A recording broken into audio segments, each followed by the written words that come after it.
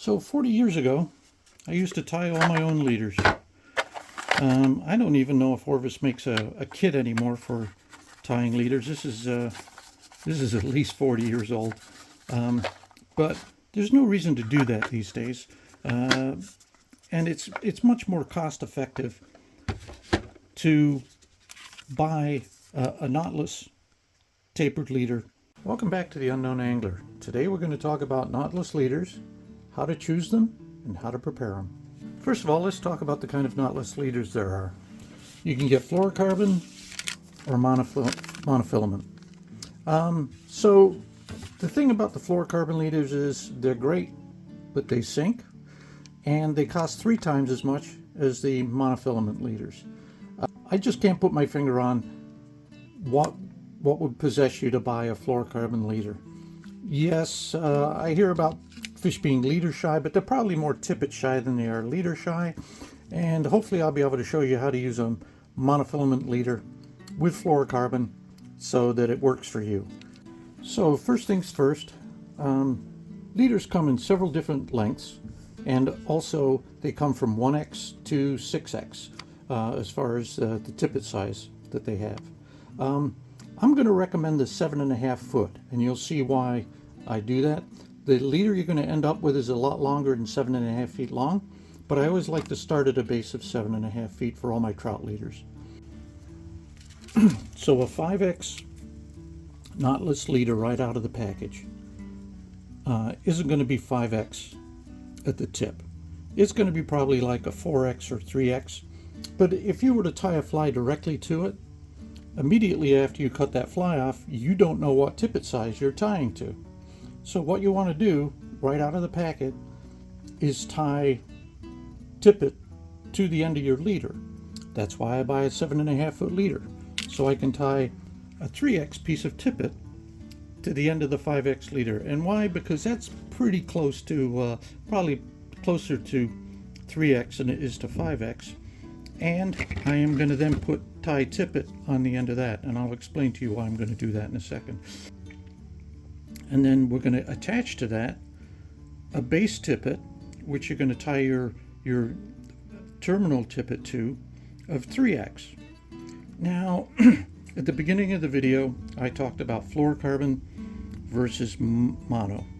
And if you're going to tie fluorocarbon, which I like using fluorocarbon tippet, but I like using the mono leaders, mainly because mono leaders float, and if I have to tie a dry fly on, I want my leader to float. And the fluorocarbon sinks pretty quickly. Also, I don't think there's any visibility helping with the visibility of the trout not being able to see your tippet when it comes to the leader itself. So now the recommended knot I'm going to recommend for this when you're tying mono to fluorocarbon is a 3 or 4 turn surgeon's loop. And the reason is because you're tying 2 dissimilar materials together, and you're probably going to be tying them at 2 different diameters. So a 3 turn will do it. The 4 turn is for you guys that you just got to have that extra turn in there to make sure it works well. The reason I don't recommend this later on, and I'm going to go to blood knots for the rest of my tippet tying, is I believe that a blood knot is a superior knot. It's not superior in the fact that it's a much sturdier knot and more stable. It's a much better seating knot. It's very, you know what, leave a comment in the comments below. But when you're tying a surgeon knot, I'm sorry, this is not a surgeon's loop, this is a surgeon's knot. When you're tying a surgeon's knot, to make sure that that seats correctly and you haven't overwound them, is tough. It's a lot tougher than tying blood knots.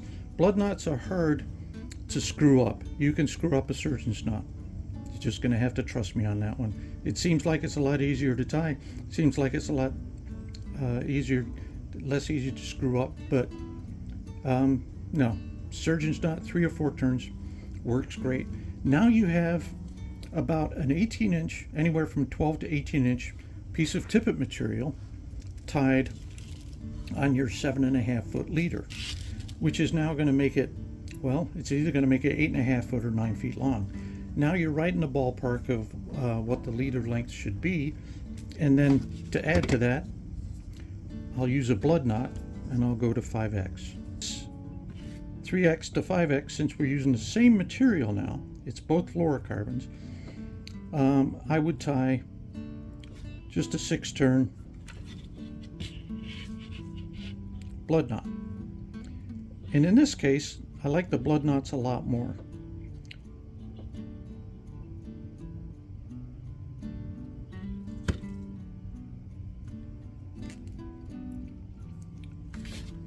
And the reason is because you can't really screw up a blood knot, right?